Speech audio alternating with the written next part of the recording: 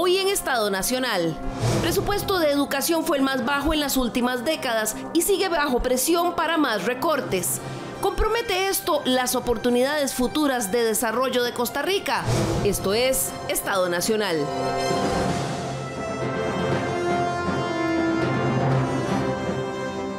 Muy buenos días, bienvenidos a una nueva edición de Estado Nacional. Muchísimas gracias por su amable compañía a las mañanas de los domingos. La inversión en nuestro sistema educativo ha venido cayendo en los últimos años, sobre todo producto de las crisis fiscales que hacen que el gobierno decida dirigir más recursos para el pago de deuda antes que cumplir con el mandato constitucional de otorgar el 8% del Producto Interno Bruto a la educación. ¿Cómo está afectando esta reducción presupuestaria el presente y sobre todo el futuro de niños y jóvenes en el país? ¿Es momento de priorizar la educación sobre otras inversiones sociales? Y si es así, ¿cómo hacerlo? Para hablar sobre este tema, invitamos el día de hoy a Isabel Román, investigadora del programa Estado de la Nación y coordinadora del reporte Estado de la Educación. El reporte, sin duda, Isabel, que mejor le lleva el pulso al sector educativo en Costa Rica. Bienvenida. Gracias, Liliana. Buenos días. También está con nosotros Hilda Montero. Ella es presidenta de la Asociación Nacional de Educadores, uno de los gremios más grandes del sector educativo. Buenos días, Hilda. Muy buenos días a todos los costarricenses y muy agradecida de poder participar en este programa. Además nos acompaña también el economista Andrés Fernández del Consejo de Promoción de la Competitividad, un economista que también recientemente ha estado escribiendo mucho en los medios nacionales sobre este tema de la relación entre la educación y la competitividad de un país. Bienvenido, Andrés. Buenos días, Liliana. Muchas gracias por la invitación para conversar sobre este tema, que es de hecho uno de los temas más importantes que siempre discutimos desde el Consejo de Promoción de la Competitividad y la cual, por supuesto, hay que ponerle mucha atención para no sacrificar las futuras generaciones en el país. Claro, porque eso depende mucho, ¿verdad? Y de las estrategias de atracción de inversiones, pues si no hay educación suficiente para sostener eso, pues se vuelve una quimera. Y termina de integrar nuestro panel del día de hoy el señor Miguel Gutiérrez Saxe, quien es licenciado en Economía y doctor en Educación, fundador del programa Estado de la Nación y frecuente colaborador también todavía, aunque ya está retirado, pero sigue usted en producción intelectual para el país, afortunadamente. Buenos días, don Miguel. Hola, Liliana, encantado, muchas gracias por la invitación y a todos ustedes por recibirnos en sus casas. Para hablar del tema, don Miguel, que debería ser prioritario, ¿verdad? Exacto, es el fundamento, es lo que nos ha dado cohesión desde la fundación de la República. Nuestro primer jefe de Estado fue un educador y basó el diseño del país en eso, en educación y en buscar formas de progreso económico muy potentes, como fue el café. Y cuando lo ve usted ahora en perspectiva, en la situación que estamos ahora, volviendo a este antecedente histórico que usted nos da para empezar, ¿cómo lo ve? Usted sabe lo que le pasa a un árbol cuando le escarban las raíces. Se falsea. Se puede caer. Y más o menos me parece que es lo que está sucediendo actualmente. Se están falseando las raíces de nuestra nacionalidad, ni más ni menos. Es eso. ¿Así de grave, Isabel? Totalmente, totalmente.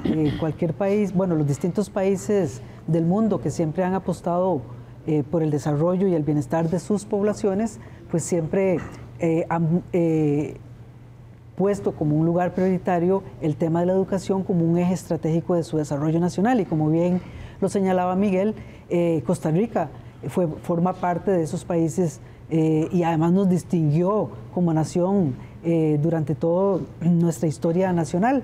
Y hoy justamente pues estamos en la dirección incorrecta. Hemos estado en las últimas 3 décadas de este siglo, entramos en la dirección incorrecta de empezar a deteriorar la educación y eso obviamente que pone en entredicho las posibilidades de desarrollo que tenemos. ¿Por qué? Bueno, porque este país, la principal riqueza que tiene es su gente, ¿verdad? No tenemos como Chile, que tiene cobre, o Brasil, o los otros países de la región que tienen otros recursos naturales de otro tipo. Nosotros lo único que tenemos es nuestra gente y es en ella donde tenemos que invertir, en su bienestar y en que puedan no solamente desarrollar sus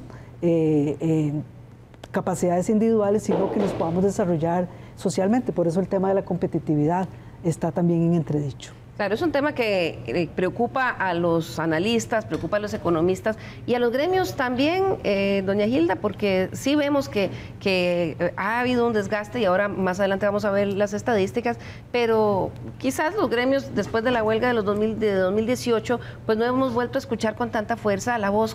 ¿Es este momento crítico para los gremios? Por supuesto que sí, Liliana, y los compañeros panelistas. Quiero apropiarme del ejemplo que pone don Miguel, que propiamente se está socavando ese árbol tan bien construido o que fue creciendo durante algún tiempo. Nuestra organización ANDE tiene dentro de sus principios el bienestar de la educación pública y somos los primeros en hacer un llamado de atención al tema del 8% de la educación.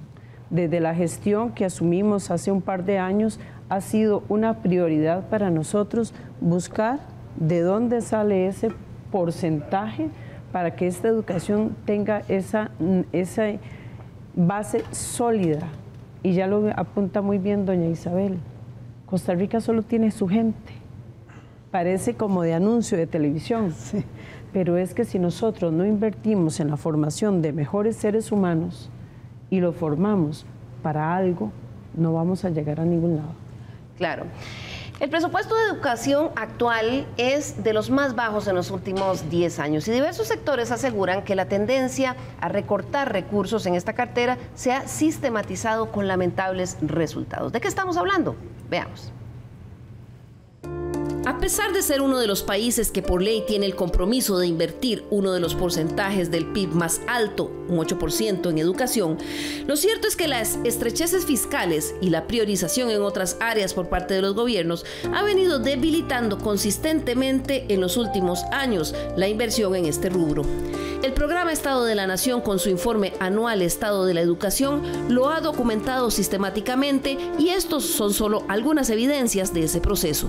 A pesar del compromiso constitucional de invertir ese 8%, lo cierto es que desde hace varios años no se cumple y más bien la evolución de la inversión social en educación como porcentaje del PIB ha venido a la baja.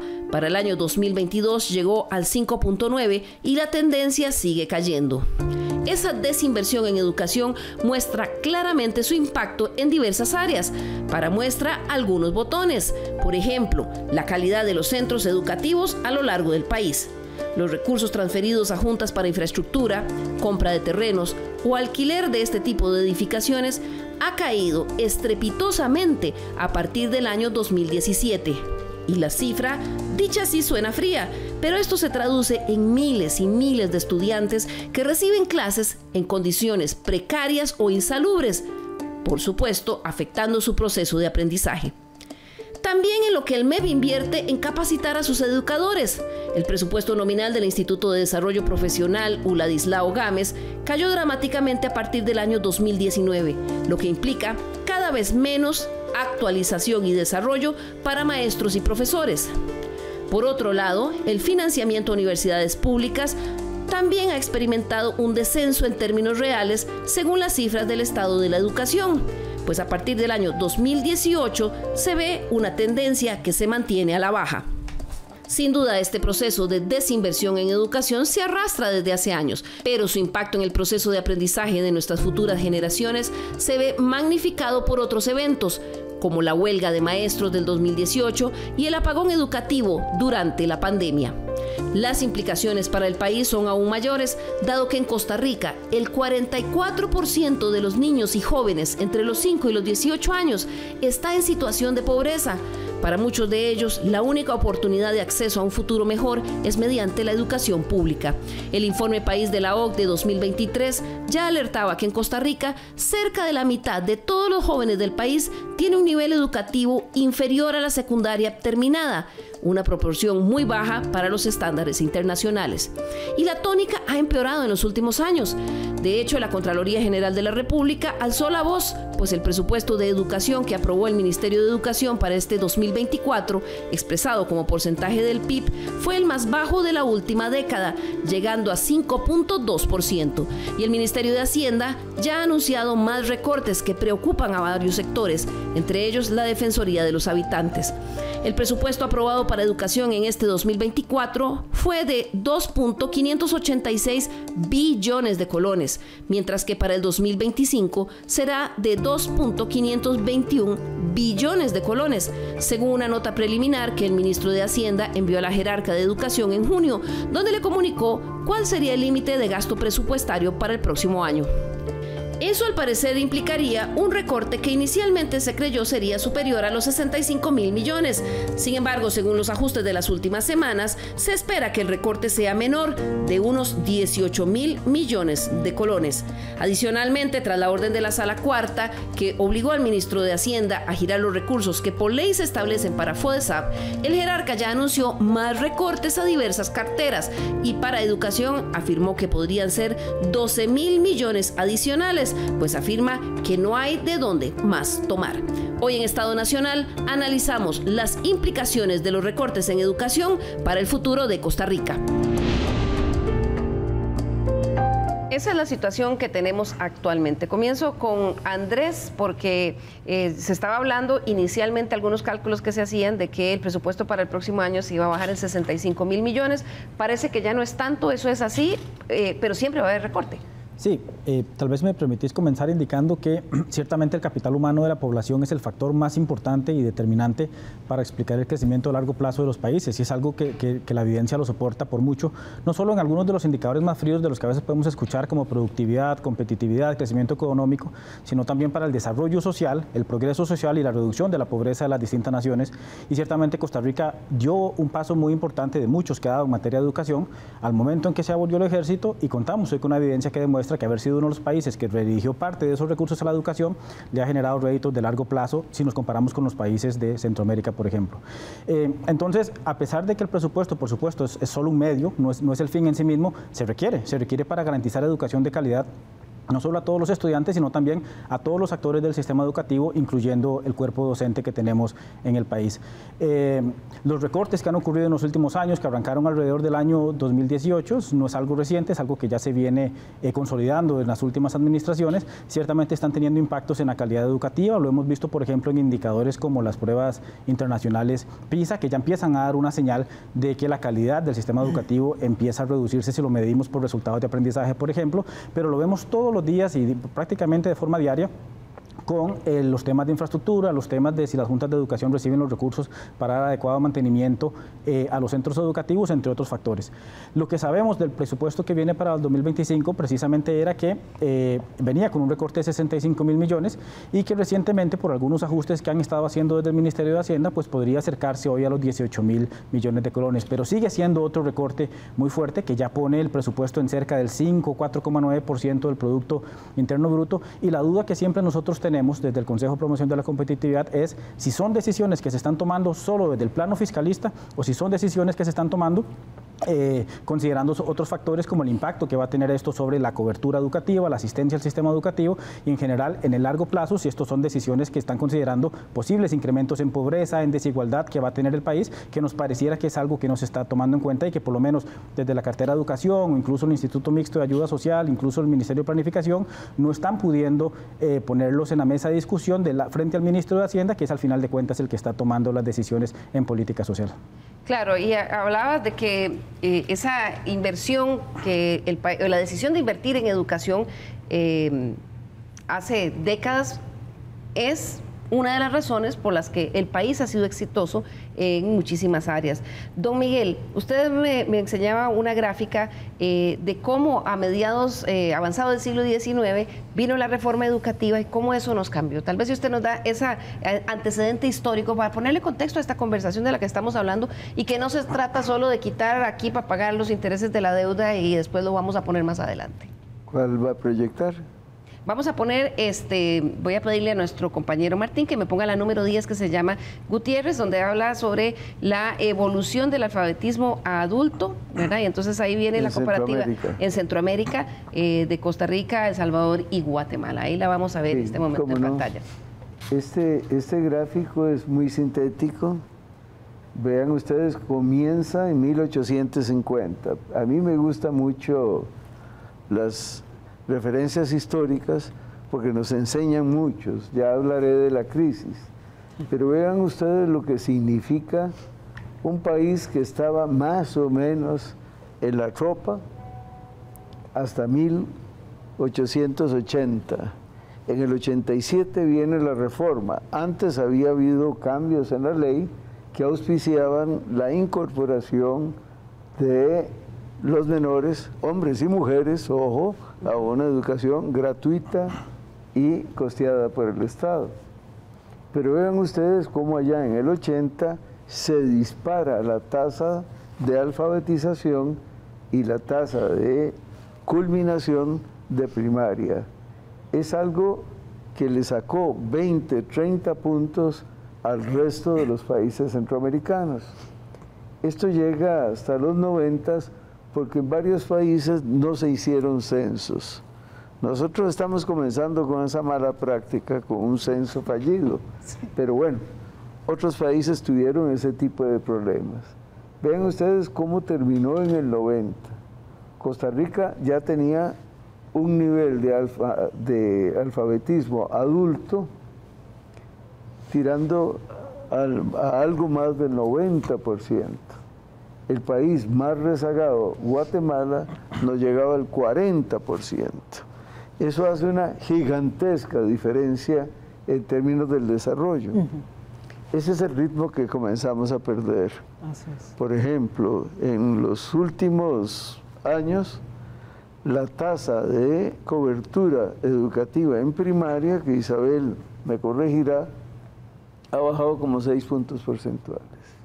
Dejamos atrás la historia, Isabel, que nos hizo diferentes y que fue la clave del éxito para muchas cosas de Costa Rica. Pero aún así quisiera destacar algo a propósito de este gráfico que Miguel señala, porque nos recuerda algo importante. La inversión en educación es una inversión de largo plazo.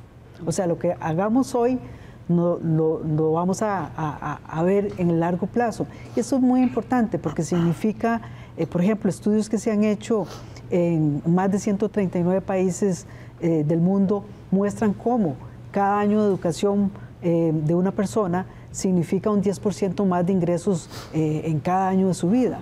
Y esto es muy importante, Liliana, ¿por qué? Bueno, porque efectivamente hay un beneficio individual, pero también hay beneficios sociales. Las sociedades que hacen este tipo de ejercicio que hizo Costa Rica y que nos diferenció de otros países del área, de la región, significó que tuvimos más ciudadanos saludables que se preocupaban por su salud, más ciudadanos con capacidad de producción y de pagar impuestos, y también ciudadanos que estaban más vacunados contra la delincuencia, el crimen organizado, la pobreza, la desigualdad.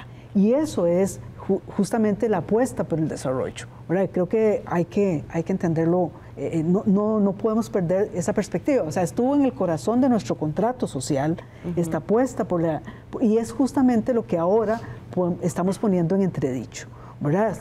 Y además estamos falseando el futuro de las próximas generaciones en términos de las posibilidades, de las oportunidades. Al reducir este presupuesto de educación. Al reducir el presupuesto en educación.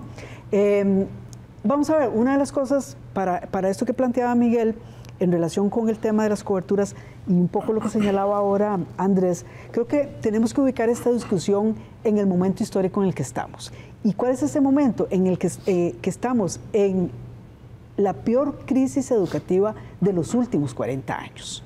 Y ese es un contexto que tenemos que entender, porque esta discusión no se da en el vacío, ¿verdad? Se da en un contexto donde está ocurriendo esta reducción de inversión, que es una crisis de recursos, ¿verdad? Una contracción de los recursos, una crisis de aprendizajes muy seria de nuestros estudiantes y una crisis de gestión, de una gestión desenfocada de los problemas de fondo, donde después de la pandemia hemos sido muy débiles en promover procesos de nivelación para nuestros estudiantes, apoyo a los docentes y a la capacitación de los docentes que tanto necesitaban. Por ejemplo, nuestros docentes dieron un salto cualitativo en términos tecnológicos durante la pandemia. Bueno, cuando más necesitábamos sostener ese cambio tecnológico, Liliana, se nos cayó la inversión en capacitación. Entonces, tenemos aquí un serio y tenemos deudas pendientes muy fuertes.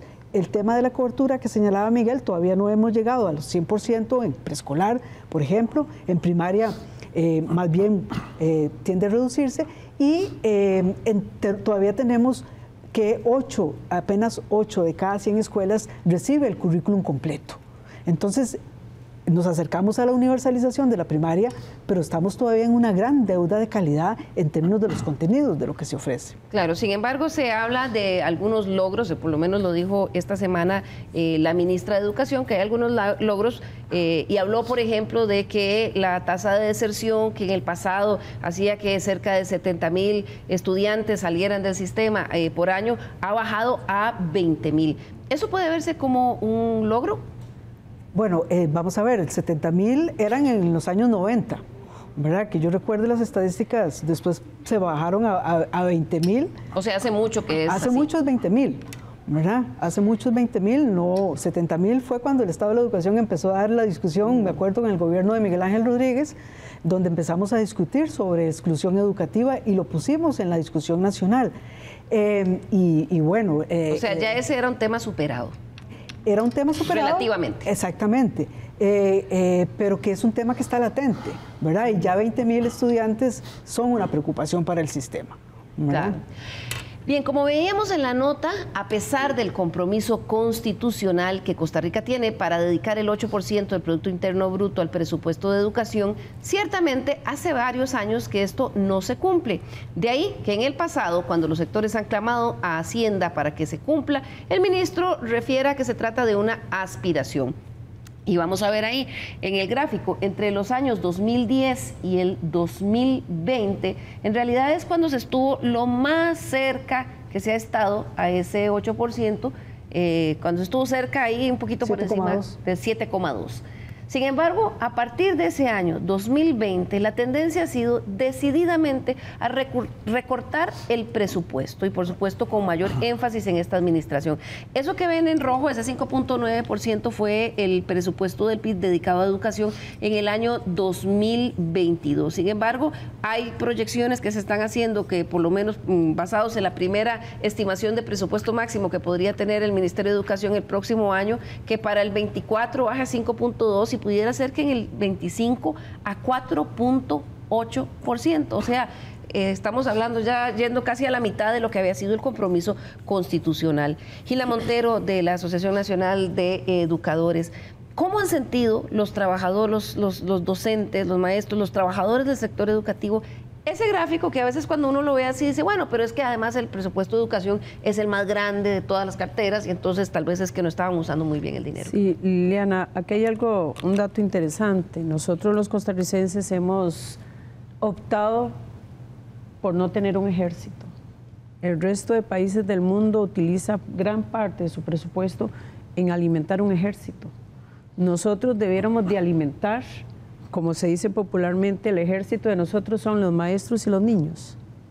Podemos hacer una comparación relativa. Eso dijo Darío en 1912. Imagínate, entonces, ¿qué estamos haciendo nosotros? Dejando a nuestro ejército sin lo necesario. Nosotros también hicimos una estadística en nuestra organización y efectivamente después del 2020, con el inicio de la pandemia, viene la idea de que es a educación a la que hay que recortarle el presupuesto para hacer frente a la pandemia. Uno pregunta aquí, ¿por qué en educación? ¿Por qué el sector educativo fue el que se tocó? Si bien es cierto, estuvimos un tiempo a distancia, tuvimos que regresar al aula para hacer paquetes de alimentos. Tuvimos que suplir las escuelas para que en el siguiente año, que fue bimodal, tuviéramos suficientes insumos de limpieza que no se consideraron, pero se les recortó a las juntas de educación la mitad de su presupuesto, con lo que no podían sobrevivir a la llegada de los estudiantes, donde tenían que limpiarse constantemente las aulas, tener sanitizadores, tener alcohol, tener todo lo necesario para que los estudiantes estuvieran con una máxima protección. Eso no se consideró. En el 2022, cuando se retoma el tema del presupuesto, se dice que no se ejecutó el presupuesto. ¿Cómo se iba a ejecutar en un tiempo extraordinario como fue la pandemia? La pandemia fue un periodo extraordinario y no fue un tema país, fue un tema mundial. Entonces, esa consideración que hacen los economistas para arrancar con el presupuesto y de ahí en adelante, creo que no es una consideración válida para nosotros. ¿Por qué? Porque hay un tiempo extraordinario. Veníamos superando el 7% en educación. A partir de ese momento comienza a decaer a lo que tenemos hoy y lo que nos presentan hoy. ¿Quiénes son los sacrificados? El sector social. Los estudiantes que tenemos en las aulas. ¿Qué significado esos recortes para esos estudiantes en las aulas? Programas de equidad, transportes, infraestructura educativa, que es lo más visible. No obstante, tenemos falta de nombramientos de equipos interdisciplinarios, porque no hay presupuesto que dé plazas nuevas para que estas personas entren. Y aquí hay un tema del cual nadie habla y es el tema del salario global. Tenemos 18,000 personas trabajando ya con un salario global que está sobre la media de lo que son los salarios en el sector educativo. ¿Tendrá el Ministerio de Educación Pública los salarios necesarios para el otro año cubrir esta cantidad de salarios que es exorbitante y aún no se han pagado los recargos sobre estos salarios? ¿Tenemos ese dinero para hacerle frente a esto? ¿Podemos sacrificar a los estudiantes ante esta situación? Son preguntas que uno deja y lo dejan a uno pensando, ¿de dónde el Estado va a sacar para poder suplir todas estas necesidades? Claro, antes de continuar, hablaba usted de que los estudiantes son nuestro ejército, ¿verdad? Esa fue una decisión. Don Miguel, usted me comentaba en un gráfico que luego vamos a ver, pero podemos comentar ahora de una vez, que esa fue una decisión, digamos, de Costa Rica. Decidió dedicar más recursos a la educación y menos al gasto de coerción, que lo ponía usted en el gráfico, pero se refiere a eso, gasto militar. Gasto militar, exacto. No, ahí es una serie larga, histórica, creo que es de Juan Rafael Quesada, o al menos él me facilitó el gráfico. Comienza en 1887. ¿Por qué? Porque es el año de la reforma y lo relaciona con los gastos en coerción. Uno puede ver una tendencia muy desigual en el siglo XIX, ya en el siglo XX comienza a darse un mayor énfasis al financiamiento de la educación, con una excepción desastrosa, y es la tiranía de Tinoco. Ahí sube el gasto en coerción de una forma enorme, es un pico que se ve en el gráfico. Vean, avanzadito del siglo XX, 1919-20, y el gasto en educación cae. Después se ve un deterioro del gasto en coerción, poco a poco, que culmina con la eliminación del ejército. La abolición del ejército culmina ya el gasto en coerción y corresponde también a un incremento en gasto en educación. Es un gráfico viejo, pero apasionante. ¿Qué deberíamos graficar hoy? Deuda, servicio de la deuda versus gasto en educación. Y van a encontrar más o menos la misma situación. Crece el servicio de la deuda, hoy estamos en 4.5, me refiero más bien a este año. 4.5 es el servicio de la deuda y vemos cómo se viene reduciendo el gasto en educación. Pero no solo eso, sino que se incrementa la deuda con la caja, que es una cuenta que no aparece en los libros como deuda. Y en ese sentido, esa es la pelea, la disputa hoy, deuda versus educación. Deuda versus educación, Andrés, y el ministro de Hacienda ha dicho en reiteradas ocasiones que está haciendo un esfuerzo de pagar la deuda para después darle a los jóvenes el futuro y garantizarles el futuro. ¿Se puede hacer eso? Es cierto que hay limitaciones en el espacio fiscal, pero hay que tener presente que cuando Hacienda usualmente le comunica al Ministerio de Educación su tope presupuestario para el año que sigue, por ejemplo, lo que está haciendo para el 2025, le dice, este es el tope que vas a tener, pero acordate de primero cubrir los gastos ineludibles, que son compromisos legales, como los salarios, como algunas contribuciones sociales, que implícitamente lo que dice es, tenés que tocar los que no son compromisos legales y que no tenemos tan comprometidos los recursos. ¿Y qué es? Ya lo mencionaban, programas de equidad, el presupuesto para las juntas de educación administrativas, que se ha reducido a niveles que ya muchos centros educativos prácticamente no están pudiendo operar. Y entonces, de nuevo, el presupuesto es solo un medio, no es el fin en sí mismo, pero si ni siquiera el presupuesto está alcanzando para cubrir los mínimos operativos, ¿cómo vamos a esperar que el sistema garantice calidad a todos los estudiantes si no se están alcanzando estos requerimientos de recursos? Y el otro tema muy importante es que algunos indicadores que ya mencionó Isabel, efectivamente, hoy ya de por sí tenemos una deuda en el sistema educativo con prácticamente todos los actores del ecosistema, especialmente con los estudiantes, que el currículo completo no se ofrezca ni siquiera al 90% de los estudiantes, que casi la tercera parte de los centros educativos estén con órdenes sanitarias, que no tengamos docentes de informática educativa que puedan cubrir todo el sistema educativo y que el Programa Nacional de Formación Tecnológica que acaba de arrancar esté cubriendo una parte muy inferior del sistema y que además hayan problemas de eficiencia y gestión de los recursos, pues ciertamente nos dice que también hay gestiones que tienen que mejorar el MEP, pero que el presupuesto también es requerido para lograr elevar la calidad en el sistema en el mediano plazo. Isabel. Yo quiero agregar un tema que es muy importante. O sea, no se puede hacer una mejora fiscal a costa de las oportunidades de los estudiantes. ¿Y usted cree que eso es lo que está pasando? Así es, así es. Vamos a ver, ¿y por qué digo esto? Porque la regla fiscal es una regla de gasto, ¿verdad? En términos de control del gasto, pero no necesariamente eso implica sacrificar prioridades nacionales, ¿verdad? O sea, se puede perfectamente dentro de esa regla fiscal definir prioridades nacionales, ¿verdad? Y eso es lo que no está ocurriendo, porque las definiciones no están viniendo del Ministerio de Educación, sino que están viniendo del Ministerio de Hacienda. Entonces, ¿quién define? O sea, no hay nada más político que un presupuesto, ¿verdad? No nos llamemos a engaños, no hay nada más político que un presupuesto y esa es una discusión que tiene que dar el país. ¿Dónde pone sus prioridades? ¿Verdad? Y aquí lo que hemos estado teniendo es una baja generalizada de todos los recursos para educación, ¿verdad? O sea, el piso bajó para todos, ¿verdad? Con un fuerte impacto, como decía Andrés, sobre los estudiantes, los programas de equidad, ¿verdad? Las posibilidades de apoyar a las familias. Ni siquiera estamos atendiendo la demanda potencial que se amplió a esos programas de equidad en la pandemia cuando se incrementó el número de estudiantes pobres. Ese 40% del gráfico que se puso en la nota inicial, ni siquiera estamos cubriendo a esa demanda potencial, estamos apenas cubriendo la demanda básica de los programas. ¿Y cuáles programas afectados? Los programas de becas, Avancemos, ¿verdad? Y eso, vamos a ver, otra cosa que me parece importante, esta historia ya la conocemos. Ya hemos pasado por donde asustan. O sea, y a esa lectura histórica que Miguel nos lleva, que es muy importante, es porque ya hemos pasado por ahí. Tuvimos en los años 80 una historia donde la inversión en educación se nos cayó por debajo del 3%. Si llegamos a ese 4% que ponías en ese gráfico, la posibilidad de recuperarnos de ese 4% nos va a tomar décadas.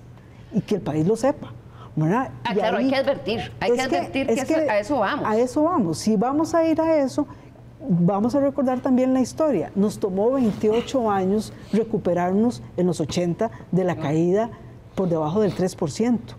Nos tomó 28 años. Y no solo en ingresos, sino en cobertura educativa. Hasta el 2000 recuperamos las coberturas educativas previas a la crisis del 80. Imagínese, Gilda, querías agregar algo. Sí, casualmente se me adelantó un poquito, doña Isabel, me iba a referir a ese tema. Los números son fríos, los números no tienen rostro humano, los números se pueden utilizar, se pueden manipular, pueden proyectarse y nos pueden dar estadísticas y nos pueden dar algún camino. No obstante, en educación nosotros no podemos depender de los números. Nosotros dependemos de un ser humano que necesita atención, que necesita formación y que necesita calidad de vida para ser una mejor persona. Y en un momento específico de la vida. No es que se puede esperar 15, 2 años, 3 años, ya casi llegamos. Nosotros no podemos esperar, perdona Liliana, aquí un tema importante es que en los 80 ya tuvimos una experiencia y vamos nuevamente hacia esa experiencia. Y es doloroso, porque nos pueden dar una estrellita por ser muy buenos en el pago de los impuestos. A nivel mundial podemos quedar muy bien, pero el costo social que eso está trayendo es muy alto.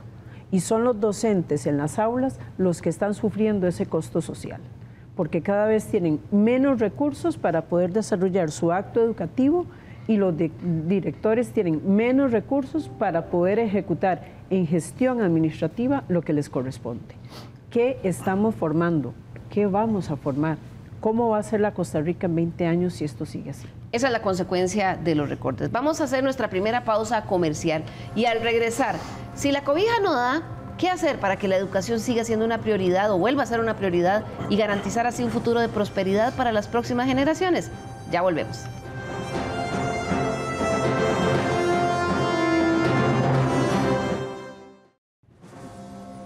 Recuerde nuestro correo l.carranza@teletica.com. Nos interesa mucho conocer sus observaciones, críticas y sugerencias para la Mesa de Estado Nacional. Recuerde también que usted puede unirse a los comentarios que están dando nuestros invitados a lo largo del programa, esto a través del WhatsApp 6424-1777. Ahí tiene el código QR también y lo puede descargar para que usted participe también en una discusión paralela.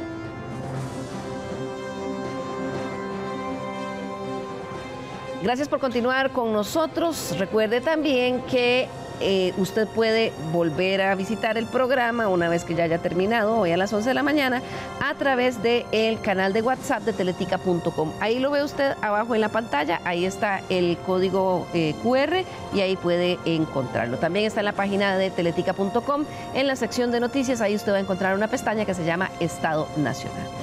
Gracias por seguir con nosotros en la discusión que estamos el día de hoy sobre los peligrosos recortes en el presupuesto de educación que se dan desde hace varios años, pero que se han agudizado en estos últimos días.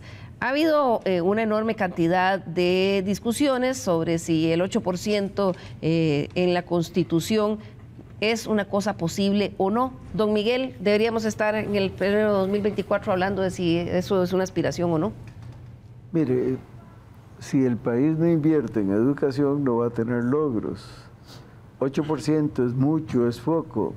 Por ejemplo, hay una opinión que yo llamo viajera, que dice que gastamos mucho en educación y que el logro nuestro, medido por PISA, no es bueno. Bueno, y nos compara con países nórdicos que tienen niveles educativos muy altos. Ellos gastan 3 veces más por alumno que nosotros. 3 veces más. Sí, entonces gastamos mucho en educación. Bueno, si usted se va a comparar con esos países nórdicos, gastamos poco en educación. Ahora, 8% es una aspiración. Vea que en algún periodo no estuvimos tan lejanos. Sí, estuvimos por encima. Deberíamos estar pensando en cómo financiar la educación. Mire, a mediados del siglo XIX, ¿cómo se financió el Estado? Con la Fábrica Nacional de Licores. A la gente le gustaba tomar y ahí le metieron un impuesto a eso y fue una empresa boyante, muy boyante en esa época. Hasta una guardia fiscal hacendaria, creo que se llamaba, para perseguir a los productores de guaro de contrabando. Bueno, deberíamos estar pensando en cómo financiar, como hacían nuestros ancestros. Ellos decían, tenemos tal propósito y cómo lo financiamos. A partir de los 80 comenzó una práctica maldita, diría yo, si me perdonan mi francés, y es producir leyes y acuerdos sin decir de dónde saldrá el financiamiento. Eso en el Estado de la Nación se llama... Promesa democrática. Se llama... La promesa democrática. La promesa democrática. Promesa democrática. Es una promesa democrática que se incumple sistemáticamente. Pero eso me lleva a preguntarle si esa es una, digamos, un problema de Costa Rica o también de otros países. La cumbre sobre la transformación de la educación de las Naciones Unidas, que se convocó en el año 2022 en respuesta a la crisis mundial que había tenido la educación, con el fin de elevarla a la cima de la agenda política y mundial para movilizar a la acción, dio algunos resultados. Entre sus principales acuerdos estaba esta declaración: los países de Naciones Unidas debemos invertir más en educación. Esto requerirá un cambio fundamental en la forma en que los ministerios de finanzas y los gobiernos ven y tratan la educación. Esto me lleva, Andrés, a pensar, bueno, el ministro de Hacienda no deja tener razón, pues no alcanza, el dinero no alcanza. ¿Cómo hacer? Porque esta declaración que surgió de esa cumbre, bueno, es algo a lo que todos quisiéramos, pero es posible.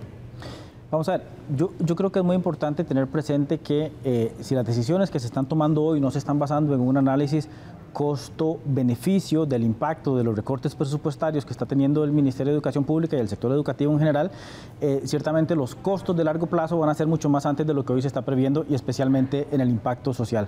¿Qué quiero decir con esto? Que incluso deberíamos estar reconsiderando esa fórmula, ese binomio que está manejando hoy el Ministerio de Hacienda entre el pago de deuda y los recursos para la inversión social, de forma que por lo menos estemos garantizando algunos mínimos necesarios para que el sistema educativo pueda operar con ciertos niveles de calidad que ya de por sí veníamos teniendo desde el año 2015, 2018 aproximadamente.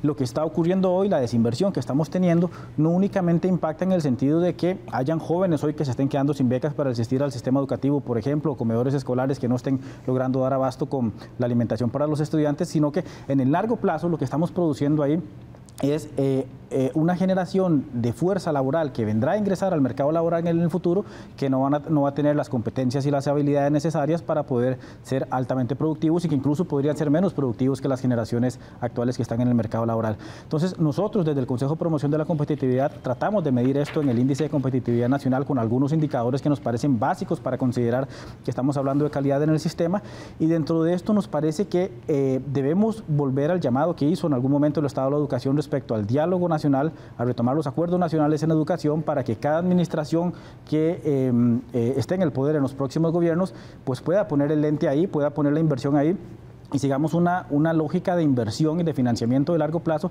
que garantice un resultado que todos estamos esperando hoy, que es la mejora en la calidad educativa. Isabel. Sí, no, a propósito de lo que señalabas de la cumbre, bueno, ¿por qué ese resultado de la cumbre? Bueno, porque todos los países del mundo después de la pandemia quedaron en una seria crisis educativa. O sea, la crisis no solamente en Costa Rica, sino en el resto de los países. ¿Y qué significa lo que está ocurriendo ahora? Que estamos en una gran paradoja. En el momento en que más necesitábamos tener recursos para atender esa crisis, es en el momento en que decidimos reducir los recursos en educación. ¿Cómo resolver el tema de la deuda? Bueno, con mayor crecimiento económico. ¿Y qué necesitamos para tener mayor crecimiento económico? Bueno, personas educadas, ¿verdad?, que puedan aportar a ese crecimiento. El tema aquí es que estamos poniendo la carreta delante de los bueyes. O sea, nosotros necesitamos resolver el problema de la deuda. Necesitamos, ¿cómo resolvemos este tema del gasto y el déficit fiscal? Bueno, que haya crecimiento, ¿verdad?, para que haya recursos. ¿Cómo logramos ese crecimiento? Con personas capacitadas. Entonces, a eso me refiero yo cuando estamos perdiendo el norte de las prioridades nacionales. Si queremos salir de la crisis, si queremos tener mayor crecimiento económico, tenemos que apostar a educación. Claro, y es que otro de los llamados en el que coincidieron los jefes de estados en esa cumbre de Naciones Unidas en el 22 fue en este que vemos en pantalla. Dice, el gasto en educación no es solo un gasto de consumo, es una inversión nacional crucial. Este cambio puede sentar las bases para un aumento de la proporción del Producto Interno Bruto y del gasto público total que los gobiernos dedican a la educación. Y mientras lo vemos ahí en pantalla, Gilda, ¿querías agregar algo? Sí, yo quería agregar un tema interesante porque aun cuando nosotros, las organizaciones sindicales, no estuvimos de acuerdo en entrar al tema de la OCDE, sí tenemos que reconocer que en el último estudio que la OCDE realiza, Nos llama la atención que la inversión que tuvimos en educación fue la mitad de lo que debimos de haber invertido. Si los organismos internacionales, y acá lo estamos viendo en la pantalla, nos están llamando la atención, ¿por qué insistimos en hacer lo contrario? ¿Qué es lo que nos lleva? ¿Qué nos motiva a nosotros? No a nosotros, a los tomadores de decisiones fuertes, a hacer casualmente lo contrario que debiéramos de estar haciendo. Si nosotros tenemos que invertir y ver la educación como eso, una inversión a largo plazo, ¿qué es lo que están pensando nuestros líderes, nuestros gobiernos, para hacernos creer lo contrario? Incluso contra las recomendaciones del Fondo Monetario. Totalmente, o sea, ¿por qué estamos sacrificando nosotros a los costarricenses del futuro con menores capacidades, con menores posibilidades de acceder a lo mejor? ¿Qué es lo que estamos pretendiendo con esto? Es que son muchas preguntas que nosotros quisiéramos dejar planteadas para llamar a la reflexión, porque es un momento donde todos los actores sociales estamos llamados a decir qué está pasando con la educación. A levantar la voz. Todos somos corresponsables de lo que está ocurriendo y no podemos seguir callados. Don Miguel. Mire, estamos hablando de ya un poco más de economía, con rostro humano, así la veo yo, pero de economía. Isabel mencionó Fondo Monetario Internacional. El acuerdo con el Fondo Monetario, tal vez comienzo por otro lado, en el 2016 el Fondo Monetario hace un estudio sobre sus ajustes y dice, estos ajustes que estamos practicando, basado en restricción de gasto para mejorar la condición de deuda, no ofrecen una salida. Se tarda mucho tiempo y hay un periodo en donde la deuda se mantiene en un nivel alto y el esfuerzo que tienen que hacer los países es gigantesco y deprimen el gasto social.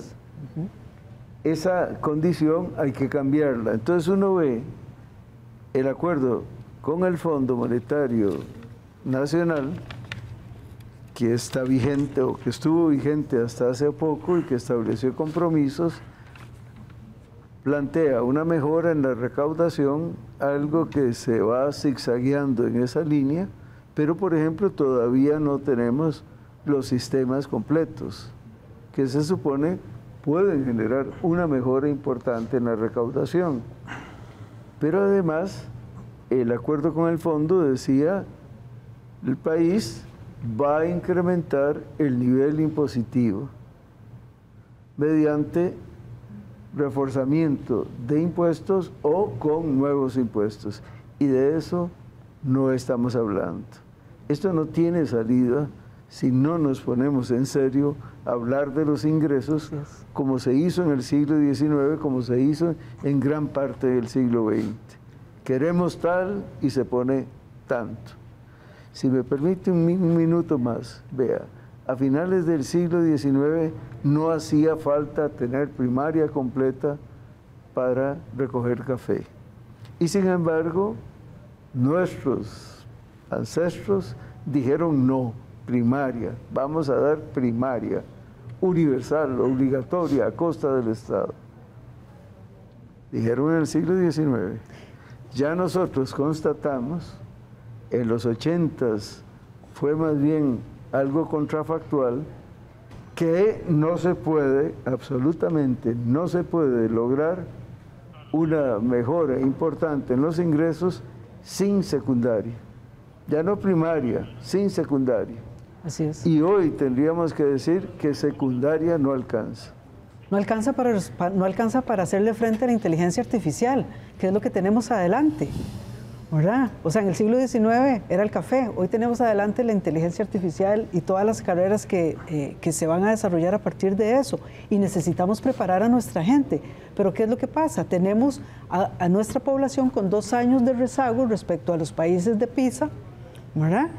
Tenemos una población que tiene serias debilidades de comprensión lectora, ¿verdad?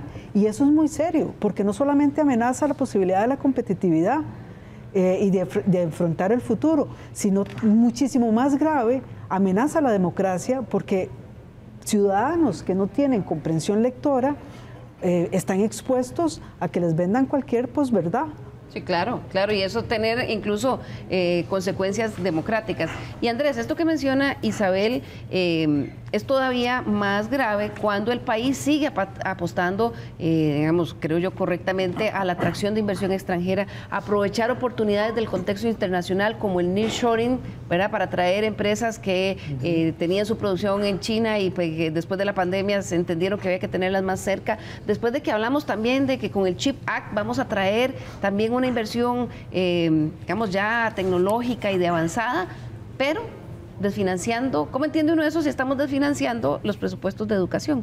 Sí, es que efectivamente esos son los objetivos que como país nos hemos puesto de atracción de inversiones, de generación de empleo, de mejora del bienestar de la población y que ciertamente, como le decía Isabel, cada vez se requieren de más puestos especializados en tecnologías disruptivas que aparecen una semana sí, otra semana también y desfinanciar todos los ciclos preuniversitarios, todo lo que ocurre antes de llegar a la universidad, que ya de por sí es una proporción muy pequeña de jóvenes y adolescentes los que llegan al ciclo universitario, es un contrasentido, como lo decís vos, precisamente porque no estamos dando abasto a la demanda de empleos que está requiriendo hoy el mercado laboral. No daríamos abasto a un incremento en esta demanda que podría ocurrir en el corto y mediano plazo con atracción de estas empresas que estás mencionando, las industrias que están en boga en este momento en las tecnologías de información y comunicación. Y ciertamente no se trata solo además de graduar estudiantes por graduarlos o lograr, por ejemplo, como se afirmó, que las tasas de exclusión sean bajas, lo que quiere decir que pocos abandonen el sistema, si al final, cuando se quedan dentro del sistema, no están obteniendo el desarrollo de habilidades y competencias mínimos requeridos para poder llegar a competir en un mercado laboral cada vez más demandante. Entonces, a eso es a lo que creo que también tenemos que ponerle atención. No es solo garantizar que todos los estudiantes estén en las aulas, que es una promesa no cumplida en el país, la universalización sigue siendo una promesa que no hemos alcanzado, sino también que cuando estemos en las aulas les ofrezcamos los ambientes de aprendizaje óptimos para que puedan desarrollar su proceso de enseñanza-aprendizaje. Y esto incluye, por supuesto, las condiciones óptimas para que tengamos docentes de calidad dentro del sistema educativo y las facilidades que les podamos dar, sino también que podamos garantizar que el presupuesto va a ser sostenible en el tiempo y que le demos esta calidad a los estudiantes. Es muy importante recordar, yo olvidé decirlo al principio del programa, por supuesto que aquí en Estado Nacional nos hubiera encantado contar con la participación de la señora ministra de Educación o del señor viceministro.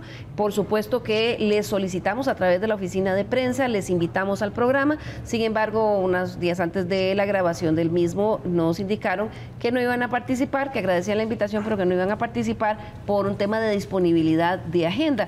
Y es que, digamos, con todos estos recortes y la presión que hay, la respuesta que ha dado el Ministerio de Educación es que la ruta de la educación está dando buenos resultados, y esta semana en la conferencia la ministra de Educación habló nuevamente de resultados concretos de la ruta de la educación, como nuevas graduaciones del programa de bachillerato para la empleabilidad. A principio de año se hizo una graduación en el Estadio Nacional de 5.000 personas y anunciaron otra graduación de 10.000 personas para finales de este año. ¿Son resultados, digamos, contundentes para el problema que tenemos? Bueno, esto es un resultado importante que valga decir que es un programa, este programa de la empleabilidad, que se desarrolla gracias a la UNED, la Universidad Estatal a Distancia, justamente una de las universidades públicas a las cuales pues no se les quiere pues reconocer el presupuesto del FES, ¿verdad? Y digamos está dando de esos esfuerzos que dan resultados los cuales el gobierno puede mostrar, y lo cual está muy bien, ¿verdad? Si lo que tratamos es que todos tengan, o sea, que el país tenga resultados. Por eso es muy importante también en esta discusión el tema del fortalecimiento de la inversión hacia las universidades. ¿Por qué? Bueno, porque como decía Andrés, necesitamos que todos los muchachos se nos gradúen de la secundaria, vayan a las universidades y que lleguen con las habilidades suficientes para que en esas universidades puedan expandirse. En los años 90, recuerdo, Miguel, recuerdas también que decía el Banco Mundial para África que había que invertir solo en primaria y reducir la inversión en la educación superior. Eso significó, esa recomendación, en aquel momento, después cambiaron de opinión en el Banco Mundial, significó para África sacrificar 20 años, o sea, reducir la inversión en la educación superior significó 20 años de sacrificio para África en su desarrollo. Se quedaron sin capacidad de producir cuadros para el sistema educativo, para el sistema de salud. Así es. Y fue catastrófico.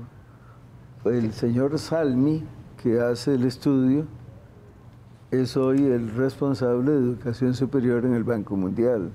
No le fue mal, ¿verdad?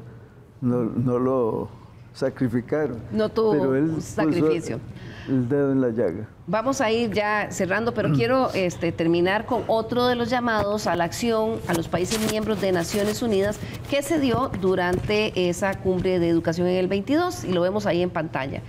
Ese llamado a la acción decía: debemos asegurarnos de que la inversión en educación llegue a quienes tradicionalmente han estado excluidos de una educación de calidad.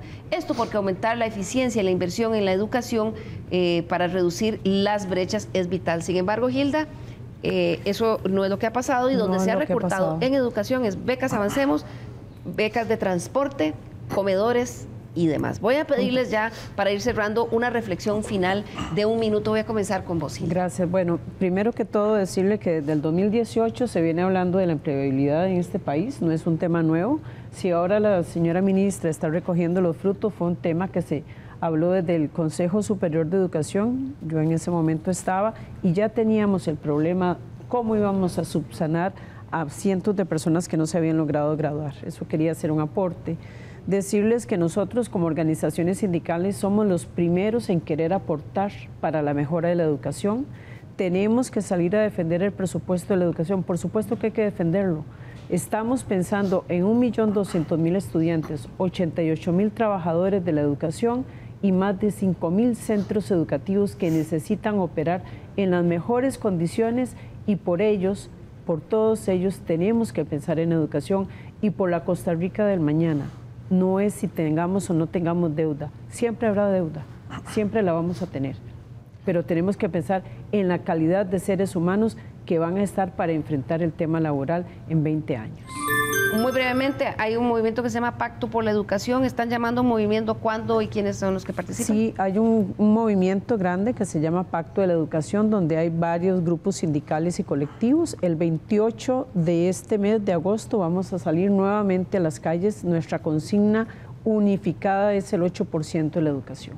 Bien, muchísimas gracias. Don Miguel, continúo con usted. Mensaje final de cierre. Mire, hemos hablado de varias cosas. Yo quisiera insistir en algo que Isabel planteó, y es el tema de los 80s. Como ella dijo, bajó el nivel de financiación en medio de una crisis muy entendible, pero tardó muchísimos años en recuperarse esa inversión. Nos dedicamos a otro tipo de inversiones en materia social, pero dejamos rezagado educación. Y eso condujo a disminuir la cobertura educativa en secundaria en 10 puntos porcentuales y 20 puntos porcentuales en el nivel, en el último ciclo. Eso más o menos dejó sin concluir secundaria a 1 millón de personas. Y eso es lo que la UNED intenta recuperar, 1 millón de personas. ¿Cuánto vamos a durar a 5.000 por año? Espero que nos dé tiempo para vivir a ese millón que quedó fuera. Claro. Deberíamos estar haciendo muchísimo más por esos y también evitando que hoy se retiren. Mire, solo una pequeña aclaración. La deserción es interanual. Los que se matricularon respecto a los que están a mitad de año. A mí no me hacen juegos con ese indicador. Que me hable de cobertura. Ahí sí comenzamos a hablar en serio. Muchas gracias, don Miguel. Andrés. Dado que lo que se está sacrificando hoy es la inversión social y que toca primero, por supuesto, a las poblaciones más vulnerables, ciertamente son políticas que en el mediano plazo van a incrementar los indicadores de desigualdad en el país. Entonces creo que hay que hacer un llamado muy importante a revisar cuáles son esas decisiones políticas y técnicas que se están tomando hoy, con base en qué argumentos para decidir qué sectores, qué rubros de gasto se recortan tanto en educación como en otros programas de inversión social, y tener claro cuál va a ser el impacto, no solo el fiscal, sino el económico y social de mediano y largo plazo de estas decisiones que estamos tomando hoy de desinversión y que ciertamente impactarán la productividad, el crecimiento y el desarrollo pleno de los habitantes en Costa Rica en el largo plazo. Muchas gracias, Andrés. Concluyo con vos, Isabel Román, del Estado de la Educación. Sí, yo quisiera volver a repetir el mensaje que planteé al principio. No se puede hacer una mejora fiscal a costa de las oportunidades de nuestros niños, niñas y adolescentes. Sacrificar el binomio educación-bienestar en estos momentos significa no poder salir de la crisis educativa, la peor crisis educativa de los últimos 40 años, significa no comprar el boleto al desarrollo y significa quedarnos atrás en el concierto de las naciones. Un lujo que no deberíamos darnos como país. Un lujo que no nos podemos dar. Bien, muchísimas gracias a nuestros invitados del día de hoy y a ustedes en sus casas por acompañarnos. Nos vemos la próxima semana nuevamente aquí en Estado Nacional. Que tengan un muy bonito domingo.